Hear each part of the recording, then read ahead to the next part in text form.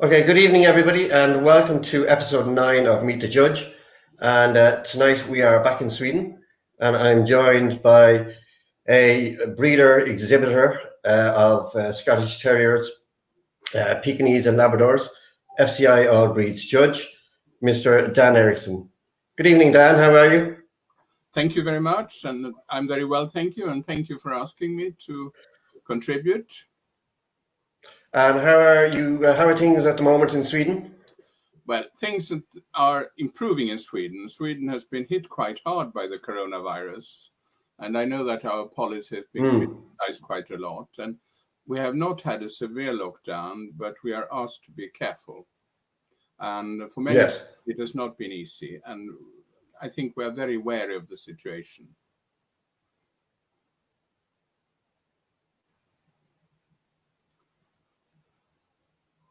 Sorry, you're freezing on me there. Yeah, can you hear me now? Can you hear me? Yes, absolutely. Can you hear me? Yes. And how are you coping with lockdown? I'm missing shows. I'm missing shows. I miss meeting my friends, but I'm always I'm never short of jobs to do at home and that, and I'm doing okay. I'm longing to meet my friends, and I'm longing to do the shows again. But yes, I think we all are. I think we're suffering withdrawal symptoms. Yes, well, I mean, there have been so many negative things happening this year, so everything, the next year is bound to be better. Hopefully. So Dan, in the Raglan story, which I enjoyed reading, you explained that you were from a non-doggy family, but as a young child you were fascinated by animals of all kinds. You even say that you used to bury dead birds when you came across them. And you continue to say that your paternal grandmother had various breeds and encouraged you to get your first puppy. How much influence did your grandmother have on you as a young child? She was, I admired her tremendously, and she was a great source of inspiration. And I always wanted a dog, and she was the one who supported that idea all along. And she tell me stories about dogs. She bred a couple of litters. She had a Kerry Blue Terrier and a giant Schnauzer, and I like the idea of having a dog. Any dog would do. Okay. So your breed of choice was Scottish Terriers. White Scottish Terriers. It was really a coincidence. My grandmother was very keen on Scotties. She thought in a way that they were miniature schnauzers, which was of course not right. And I came across a Scottie by chance, and she encouraged the idea greatly. And then it turned out that a local breeder had some very nice puppies. I knew very little about them, but the first one was a good one that also became a champion, and I was hooked, and I've never looked back since, and I feel now they're in my blood. And I'd say you probably did a lot of research before you actually went to see the puppies. No, I didn't really. No? But there were a couple of very famous breeders in Sweden, and the litters were sired by a very famous Gavin dog called Gavin Marquise. Was a very famous sire at the time, and I managed to find out about that. Okay, and how long did it take you before you started to win in the breed and achieve your first champion? I wanted to win immediately, of course. It didn't quite happen. I had a couple of litters before I bred my first. My first litter of puppies resulted in two dead dog puppies. And then I had another not so successful litter, but the third litter contained my first champion. That would have been 5 years or something till I made up a champion after. Not so bad at the time. Not so bad, but no, it wasn't the instant win that people tend to look for these days. Yes, no, but I went to shows with friends, and I tried to learn as much as I possibly could. In my halting school English, I also wrote letters to the famous English breeder. They must have wondered who I was, but they were very kind and very helpful. Yes. And again, in the Raglan story, you name many famous Scottish Terrier breeders like Brigitte Norman, Elsa Mayer, and Monica Knutson Hall, etc. How much of an impression did these breeders have on a young Dan Ericsson? And how important did you think it was to have such mentors? It meant everything. It meant everything. They taught me everything about dogs. And without them, I would have achieved nothing. Okay. I thought they were wonderful, and they have remained lifelong friends. Yeah, and do you think it's important that those mentors are around in people's early years? Yes, absolutely. And I think some breeds miss people, and they were very experienced breeders, and they knew the breed inside out. So what they said meant something also. Now I see people offering help when they themselves have very little experience and knowledge. Yes. Monica Knutson Hall, for instance, who came up to me when I showed my first Scotty in 1970. She came up to me. I was just a schoolboy, and well, we didn't exactly become friends, but we have since been in contact. And I actually spoke to her this morning, and we've exchanged ideas and dogs now for 50 years. And Elsa Mayer, the Randa Scottish, she became a lifelong friend also. And I would like that I will almost like the prodigal son there. And they were wonderful breeders. And do you think young and new exhibitors understand the need or importance to have such? I mean, it's a topic that has crept up in the interviews over the last number of weeks, that the importance of new exhibitors asking questions of seasoned exhibitors and people who have a reputation within the breed, and sitting and listening. I think it is very important, but the truth is also that not everybody is very welcoming to new people. In some cases, seasoned exhibitors and breeders see new people as a threat. So I think older exhibitors and breeders should perhaps also make an effort to be a little welcoming than what is always the case. Yeah, that's very true. Actually, it is something that has crept in over, because I remember starting off, there was never a question you couldn't ask, and particularly when you sat at the breed rings at Crufts, listening to seasoned people chatting about different dogs, and willing to answer. But I always thought that when people have success, they're worth listening to because they have something to offer in the way of help. That means that people talk a lot of rubbish about them and their dogs. And people listen to that. But I think you should try to ignore that and approach the top people. There is a reason why they're at the top of their breed. Yes. And sometimes they're a little unapproachable. Perhaps another try might do the trick. Yes. Your kennel name is Raglan. How did you come about that? Well, actually, that was not my first choice. My first choice was Rockford. In one of my first litters, I bred a dog called Rockford who became a champion. And I was heavily influenced by the Rianda dogs, and all her dogs were named with the letter R. And of course, I wanted a prefix also with an R. So, and my second choice was Raglan, which was by chance. But because Rockford had already been taken, and as it turned out, it was also a historic Scottish prefix. So, right. And then you're probably sick hearing of it. There is a famous song in Ireland called Raglan Road, sung by the famous Luke Kelly.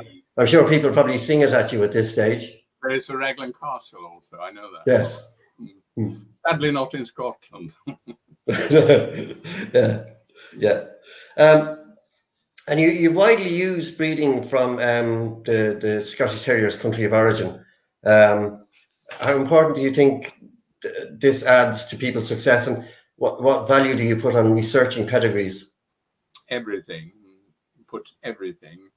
I find, well, Scottish Terriers, Labradors, and also Pekingese, they hail from the UK. That's where the best quality was for many, many generations. That is perhaps not always the case now. But I've always believed in sticking to a certain type of dog and certain bloodlines. Many people, breeding is, if you look at pedigrees, it's all hodgepodge. Okay. They have never seen. They might be very good individually, they might be good dogs, but the background you know nothing about. I have found over the years that if you stick to a certain style of dog and a certain breeding, your success will come easier than if you breed to unknown dogs. Yeah. And there is a reason why certain kennels, if you look at Labradors, the Sunderlands and the Roachbys, they continuously produce good dogs. To a certain style of dog. In Scottish, there were the Gavins and the Kennel Guards. You knew exactly what type of dog that they bred the same style of dog for generations. Yeah. I've always tried to adhere to that. Now people are not breeding like this. There seems to be much more focus on inbreeding coefficiency rather than individual dogs. And I think that is also the reason why quality in so many breeds is much more mixed than previously. The opportunity to breed, the chances of breeding a good dog is in a way greater than ever because the whole world is open to us. Yes. But if you mix every conceivable bloodline, you get a hodgepodge. Get a big, I mean, the result will also be very mixed. Unless in many cases, judges are not always specialists of every breed. So if you're inexperienced and you cannot quite evaluate what you get, and you put it under judges who have also sometimes not what you would call perhaps top qualifications for assessing dogs. Yes. Makes it difficult. Whereas if you stick to a certain style of dog and breeding to holding on to certain strains and families of dogs, you are bound to, the road to success will be quicker, believe me. Yeah, totally agree with you. And in 2001, you achieved top dog All Breeds with champion Raglan Rory. Is this the pinnacle of your show career to date? And how proud did this make you after, what was it, 30 years of breeding? He was a wonderful dog. He never put a foot wrong, and he was also an excellent producer. And of course, I think that must rank as one of my proudest moments. But the fact that his daughter also won Scottish Terrier Club of England several times and was top terrier in the UK, marginally beating her half brother, also sired by him, who was runner-up top terrier in the UK. Wow. Was a good year. He must have been a fabulous dog. And with a Scottish Terrier, I mean, they're not normally known as a breed that achieves such status.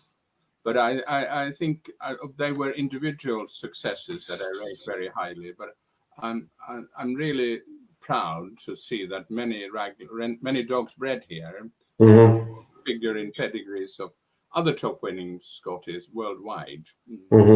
Yeah. So, small way, I feel perhaps they have contributed a little, and that makes me very happy.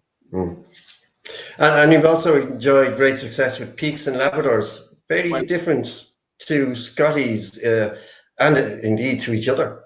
So what drew you to these breeds? Well, every time I judge, I go away thinking I could have one of these. And it's just that I realize it's not possible to have all the dogs I would really like to have.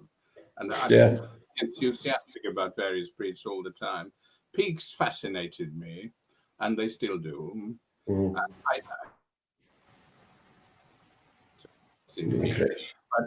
I bred a couple of litters, and one of my great wins really was to win Best in Show under Eve Bentinck with the Pekingese. Many people may not remember her, but she was a formidable lady and quite a character, and I thought that was a good win. But I realized that it was not possible to do two coated breeds justice. No, it is difficult. And Labradors, I always looked at Labradors, and I had various friends with Labradors, and I always hankered for a Labrador. And when my personal circumstances allowed it, I immediately purchased a Labrador, of course. And I wanted an easy maintenance breed also. no trimming and no coat care. There's lots of exercise. Well, yes, but Yeah. that's good. Yes. And I can't imagine life without them now. And I think they mix. There is a reason why Labradors are really is the number one. Yes. I find them, and interestingly enough, I find also people who are breeders, people who are interested in Labradors, in many ways are very similar to the Terrier fraternity. Mm-hmm. Usually great characters, good breeders. It's very true. Dedicated. And Ingram has just chipped in here that most peak ladies were quite formidable. Yeah, that's very true. I'm sure Anne will remember Eve Bentinck. Yeah. So your first judging appointment was in 1976. Yes. What was the breed, and how much advice did you seek beforehand? Well, that was, of course, Scottish Terriers. It was a small open show in Sweden, and best in show was a very beautiful bitch called Gavin Bowbells. Mm. She had 1 cc in the UK before she came back to Sweden.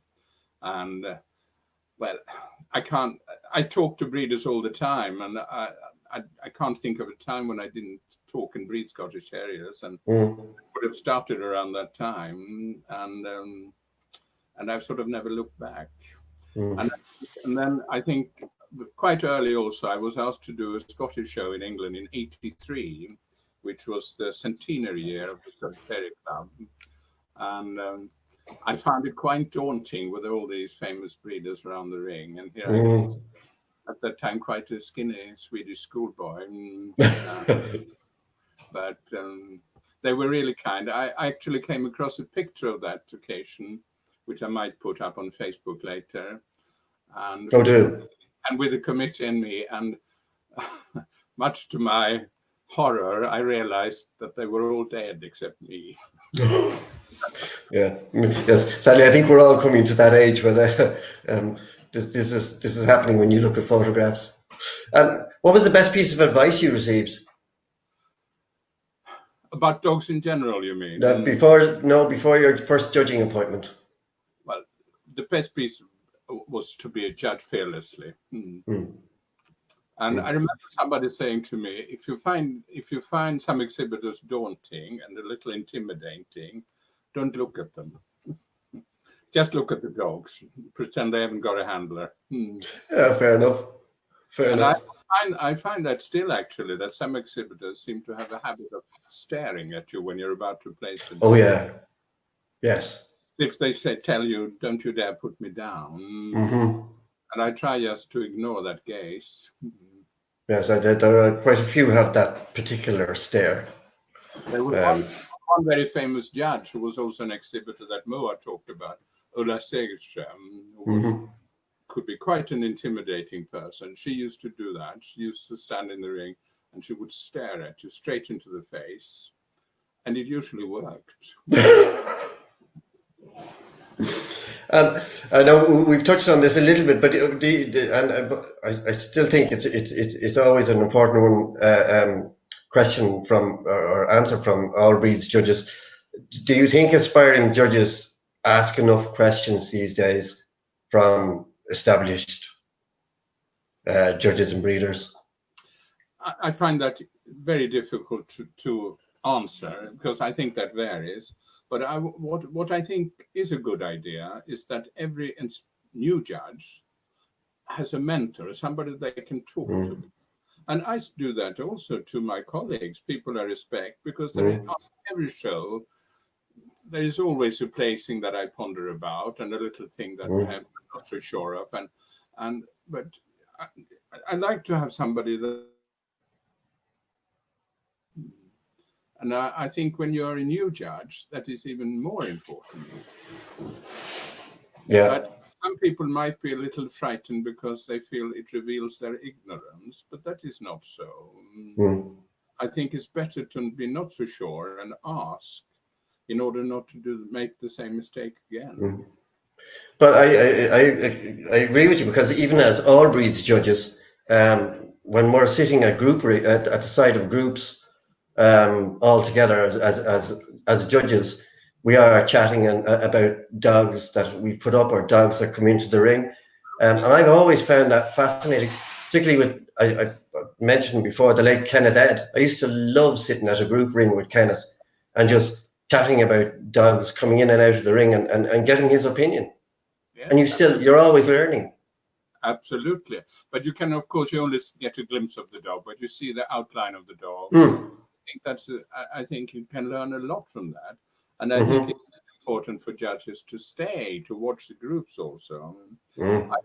I find many judges, once they're finished, off they go. Yes.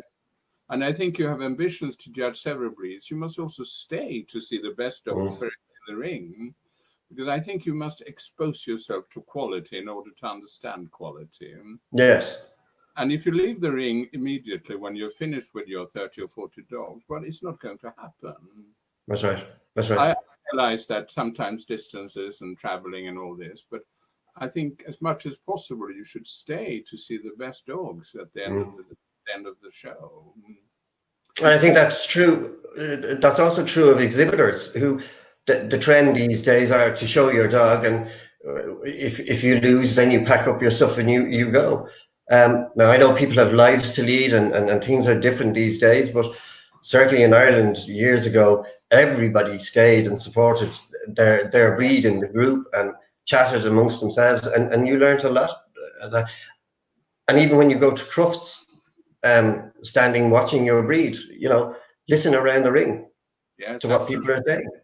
I tell you a very funny story. Jane Miller, who is a famous Scottish person that many, and my good friend, also chairman of one of the big Scottish clubs, somebody wanted to judge a show, who was on the committee, and this person, who had not a very good mail, he usually packed up his things and off he went once his class had finished. And she said, "You can't judge," she said quietly.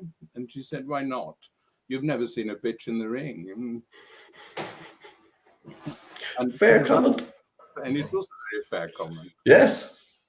Yeah. But I think we can stay and watch as many good dogs as possible. Yes. Yeah. I think that's very good advice, and it brings us on to our next. That's very good advice for aspiring judges, wherever they are or whatever level they're at. So, when did you achieve all breed status? I think it was 2005. Okay, so that took quite a long time.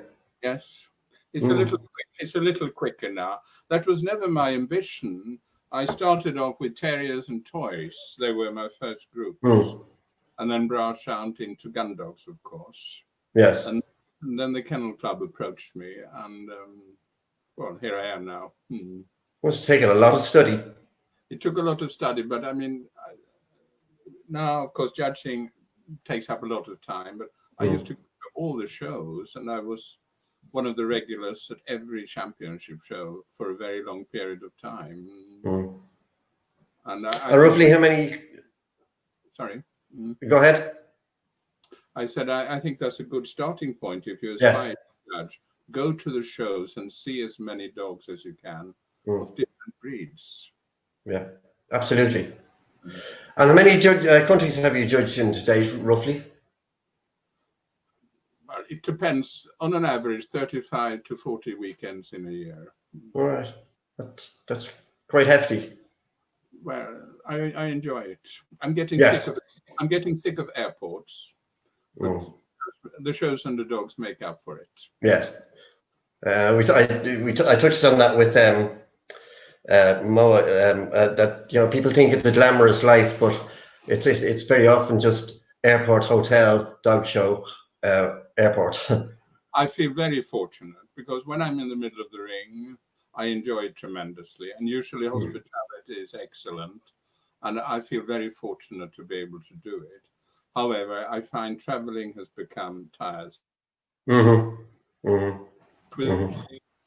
these days, the number of times that we've had delays and cancelled flights, and it seems to increase now. Yes. Also. And aside from your own breeds, is there a breed you love to judge? I'm very happy to judge what they give me. I enjoy very much judging all the terrier breeds. I enjoy judging gun dogs, and I enjoy judging good dogs. Let's put it like that. And I enjoy judging numerically strong breeds when you have proper classes. When, as an all-round judge, you often get numerically small breeds where quality can be good. I'm not disputing that, but it's nice to have biggish classes of dogs, and that tests your ability. I find it joy to judge, for instance. I think they're all strong classes of always quality dogs. Yeah, yeah. And is there a fault that irritates you? Yes, bad tail sets. Really? I find when I usually look at the outline of the dog, my eye hits the outline of the dog, and if the tail is set low or if the croup falls too steeply, that irritates my eye immediately. I think possibly my terrier background. Yeah, yes, that was yes. A low set tail in a terrier is an ugly fault. Okay, that's interesting. And I actually find that people coming from other groups into terriers are sometimes a little too forgiving when it comes to low set tails. Yes. Okay. Yeah. Yeah. And critiquing, which is obviously Sweden has for many years, but a lot of countries don't have it. How do you approach critiquing, and do you see a great value in them? I find it quite easy to critique. I was trained to do critiques from the very start, and I mean, you are asked to give a short description of the dog. I try to outline the overall impression of the dog, it's the main virtues and a few failings, and then I usually conclude with movement. I find that quite easy. I'm not so sure they are as valuable as some say they are. Really? No, I find most people go to shows to win, and in theory they come for your opinion. Well, I'm not so sure about that always. They would they very often like to have their own opinion confirmed. And how important do you think it is to mention that if you're giving a lower grade, how important is it to mention why? I think people, at least in Scandinavia, people genuinely want to know why. And I think there is, you have to be able to phrase that a little kindly also. Yes. And there is a difference between mentioning a fault and damning a dog. So yes. I think you have to be a little diplomatic here. However, if I grade a dog, if I disqualify a dog, or if I give it sufficient, it's the naked truth. And what about the dog? And we've all had them, Dan. The dog that comes in and you like absolutely nothing about it. It's more a pet than it is. Yes, well, you can't say, you can't really say. No. But you can say that it's short of merit or something. To Okay. Differently. And the CK system, or CQ, whichever way you want to say it, do you see a value in that? Because Moa last week said she didn't see any value in it. Well, the whole point about dog show is to put up the best dog. There are different judging systems, but the ultimate goal is to find the best dog. System of CK helps us to do that or not? I think I'm not sure. Okay. I think, as you know, only the Scandinavians have that system, and we're used to it. And I think it works quite well. However, the only drawback with this is that we also have a lot of people from other countries judging who are not familiar with the system, and that can cause confusion. Yes. Yes. But it's handled correctly. It helps the judge, I think. Okay. But I think so many judges have a hang-up about the qualifications they give the dogs. and sometimes I wonder if they even forget that what it's all about is finding the best dog. Mm-hmm. Valid point. So you had the honor of judging Best in Show at Crufts last year. And we all remember the beautiful papillon you put up. Was this your greatest judging achievement? Well, yes. Well, it was certainly an unbelievable honor for a Swedish schoolboy, really. And as you know, I had already been approved to judge this year instead. Mm. But for a variety of reasons, they brought my appointment forward 1 year. Mm-hmm. And well, I thought it was a wonderful honor and recognition, I thought. Mm. But there are also a few other shows that I rate very highly. I also judged Best in Show at Montgomery County Terrier Show in the States. Yes. And I thought that was a great honor. And also the National Terrier. And I've been very lucky. I've had several wonderful shows. So a lovely show that I was the Midland Counties Labrador Show in the UK with all the top dogs there, which I thought was a great honor also. But tell us what it feels like to step out into that legendary Best in Show ring with the lights. You know, you've got the cameras.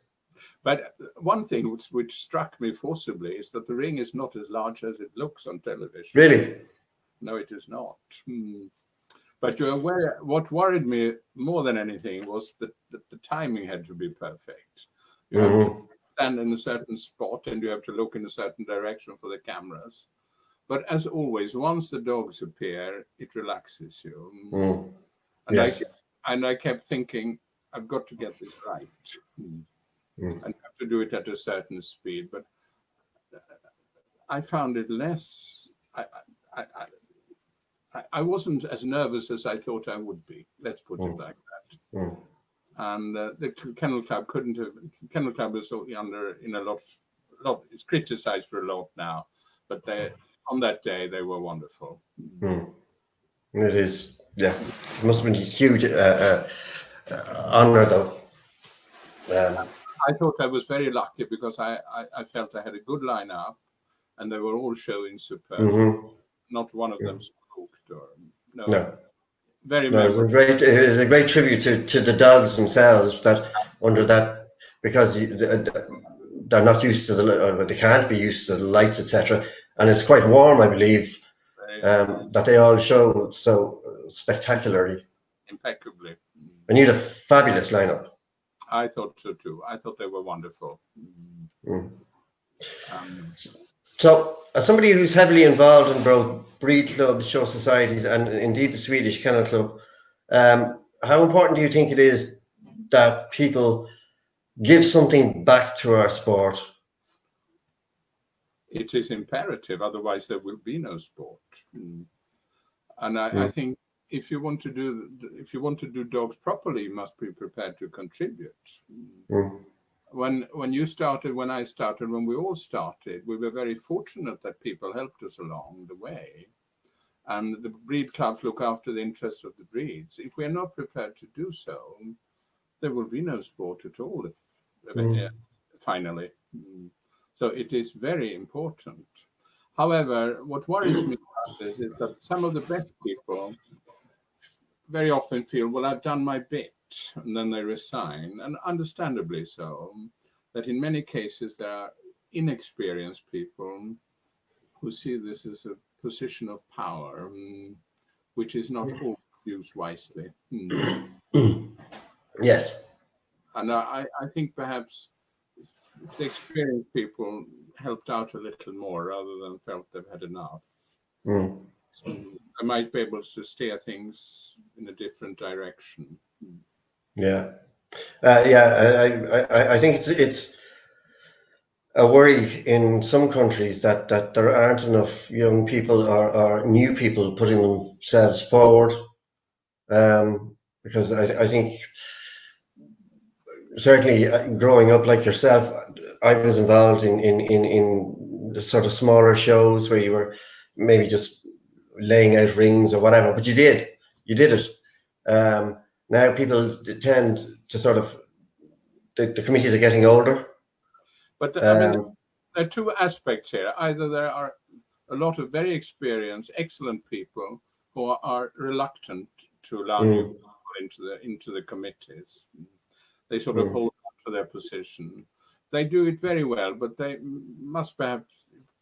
should also realize that they need a little bit of fresh blood also. Or alternatively, that the older generation all resign and you have only inexperienced people, which is also good. Yes. So a happy mix as always. But I find people have so many other things now. It's not. This is the problem. Life is busier. Yes. And also social media, the climate on social media has not helped people. No. Because people are in for a lot of sometimes very nasty comments. And why should I do this? Indeed. And I think one should be careful here. Susan White has just asked, as a terrier person, do you think the Yorkshire Terrier should be in the terrier ring or in the toy ring like the UK? It really doesn't matter what I think here, but when I started judging, they were a toy dog. Yes. Yes. Good answer. So, do you think many judges understand the important role they have in influencing the development of breeds? Yes, I do. I do. Particularly if they're breeders themselves. If they realize that dogs that are successful do have an impact on the breed. And that is the responsibility of the judge. You should consider that when you judge, that my selection here will ultimately have an influence on the breed. And that is really why we have dog shows. Yeah. Yeah.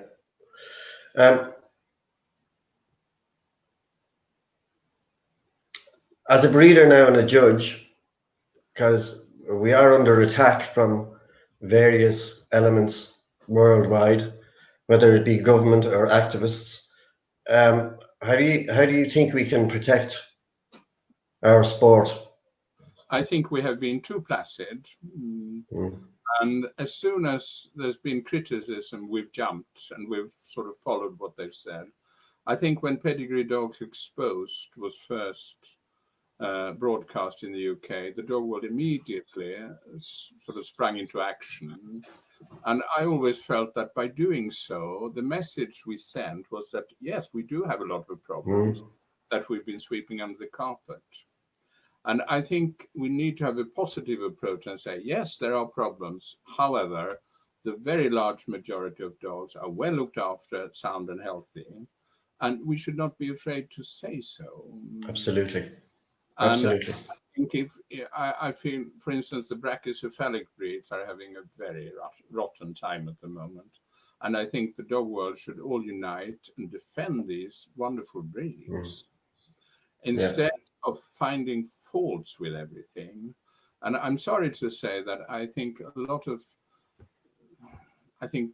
I hesitate a little bit to say, but I find a lot of the animal activists and a lot of the younger vets, which do not have a practical background in dogs, they've had too much influence in the cases.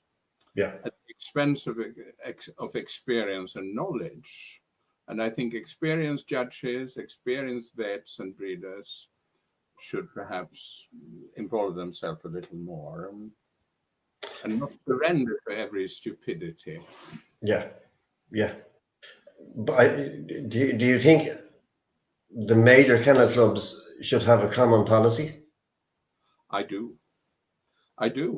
And I think every time people tell me about unsound breeds and unsound, there is not one breed standard that does not advocate a sound dog. And I think an interesting point is also that we have not yet defined soundness in dogs. True. Yeah. Does that mean a clinically healthy dog? For many people, it means soundness of movement. And if we at least could define that, and if we stand up for these breeds, rather than find different methods of pacifying animal activists, which is going to be fruitless in the end. And we're never the more we do to satisfy them, the more they will ask of us. And we really have nothing to hide. And I think it's the veterinary world we need to get on board here. I know certainly in Reese's time at the Kennel Club, she has managed to sway some very opinionated vets to rethinking what they were thinking, and are now supporting. And I think we need to get. There are plenty of them out there, not just the negative ones. Absolutely, and I think there are, of course, like everything else, there are good and bad people, but some of the younger vets who have very little experience, we should help them to tell them that this is wrong, but not try to satisfy their ridiculous demands for changing breeds and doing this and doing that. The only message we're sending is that we do in fact have something that is not right. Yeah. And this I think if we had not immediately jumped to what Jemima Harrison said, we wouldn't have up in this mess. Yes, I think that exacerbated the problem. But also, I mean, these activists have very strong lobby groups within governments and the European Parliament. And perhaps the kennel clubs need to get a PR exercise or a PR company on the go and start promoting what we do, because we are more... I couldn't agree more, and this is what I've been saying, and certainly in Sweden, I think we are perhaps gullible and we are not used to dealing with situations, and we need professional help here. Yes. And if the kennel clubs actually got together with the help of FCI, I feel hopeful about the FCI. I feel now that they are trying to help, and they are now much more active also defending these breeds that are under close scrutiny. But we cannot do this on our own. We don't have experience. We need, as you say, help with PR or launching campaigns. Animal activists are very good at it. Yes. Yes. I think also as All Breeds judges, when things return to whatever sort of normality they are going to be, that it is a message that we should spread when we are away judging to as many other judges as we can. Yes, absolutely. But I feel the FCI is taking a more active role in this, and I think it's a good start. Yes. Well, yes. Some of the statements coming out from the FCI have certainly been more positive than in recent years. Absolutely. And so, where do you see our sport in 10 years? I would like to remain positive, and I would like to think that a sport like ours, which is sort of a never-ending story, and it's in our blood, that it will flourish. Like everything else, certain things will change, but the dog will always be there, and people will always want dogs.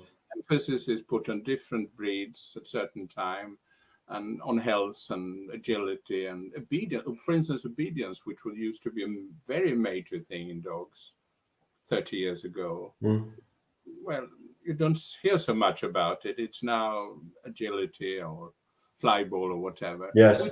Which is good. And I think in 10 years' time, they'll have come up with something else. But there will always be dogs, and there will always be custodians of the breeds.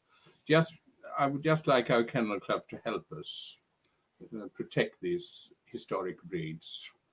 And it worries me when they talk about breeds rather than healthy breeds, which are part of our cultural heritage. Yes. You're quite right. Somebody's just mentioning there that can the FCI overturn a government ruling? Short answer is no, they can't. Absolutely. All they can do is try and influence governments to either change their policy or listen to us more. And I think a lot. The Dutch Kennel Club has been in for a lot of criticism. One must understand that the Kennel Club cannot be above the law of the land. Yeah, absolutely. Poor laws are implemented that affect dogs. The Kennel Club must be very active. Law has been implemented. Of course, the Kennel Club cannot be above the law of the land. Absolutely, absolutely. So, what's your funniest or most embarrassing moment as an exhibitor or a judge? Well, I was thinking about that. I'm not so sure I've had such fun moments. Embarrassing. But I remember once I judged Sydney Royal, and which I shouldn't have done. I remember judging Lance Apsos, and I must have had a very long day. And I had one dog on the table, and as the dog moved, I didn't bother to turn around and look at the dog, which was very rude of me. Obviously, I was tired and not very interested in that dog. And my steward turned around and said, "Are you not interested in? Did you not want to watch this dog move?" And I found that very embarrassing and apologized profusely. I have also once made a Scottie win a terrier group that I bred. Okay. Sold as a puppy. I did not like that. Yeah. That I had no idea it was a dog that I bred, and I thought that was very naughty and very. That was more naughty on the exhibitor's part than yours. Very embarrassing, and I wish that wouldn't happen. It upset me tremendously. However, they won under other judges too. Otherwise, it would. Yes. But so, just interesting. Anne Ingram is just wondering: do you think other countries should follow Ireland's lead and have their national breeds granted heritage status? I think that would be a wonderful idea. But however, breed. When you think of the UK, for instance, where there are, well, I don't know how many British breeds there are, but a lot. Yes. Practically possible. I think that I like the idea very much, but I think one would have to say where it is possible. And I think that would, but there are complications, of course. A breed like Dalmatians, country indeed, ex-Yugoslavia. Pekingese, China, but patronage UK. There are complications, but where possible. Yes. So I like also very much the idea that in some of the vulnerable breeds, where numbers are small, and that the Kennel Club takes an active role in also collecting semen from dogs, which means actually. Yes, and I think I like that idea very much, and that happens. That's a very good idea. I haven't heard that. I know there was talk about this in the UK, that the Animal Health Trust should do that also, and that should be funded by the Kennel Club before the breed. If a breed is on the point of extinction, important sires, they should collect semen, and which should be made available in a crisis. That's a very clever idea. I think that would be, when you think of a breed like Carrier Beagles, for instance. Yes. Breeds. And in 10 or 20 years' time, you don't know what state the breed is, but you would still have available stud dogs. Yes. That's very, very clever. To finally, Dan, sum up your career so far in your own words. The crazy schoolboy that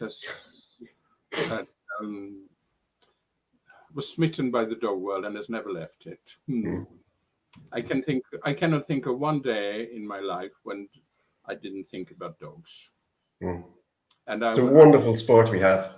And I would like to, and I think sometimes we focus so much on the negative, but the wonderful moments, the dogs and the people around it, well, there really isn't a better place to be. Quite right. Couldn't agree with you more. Dan, it's been absolutely fascinating talking to you. Thank you very much. You've really, really thoroughly enjoyed this. And I hope we meet soon under better circumstances. The trick is now to stay alive, so we're able to do that. And let's all be a little extra careful. We'll do our best. Okay, thank you very much. Next week, my guest will be we're in France next week, and I will be talking to Sylvie Discern. So join me same time next week. And again, thank you very much, Dan, and enjoy the rest of your evening. You too. Bye-bye. Bye. Take care. Bye.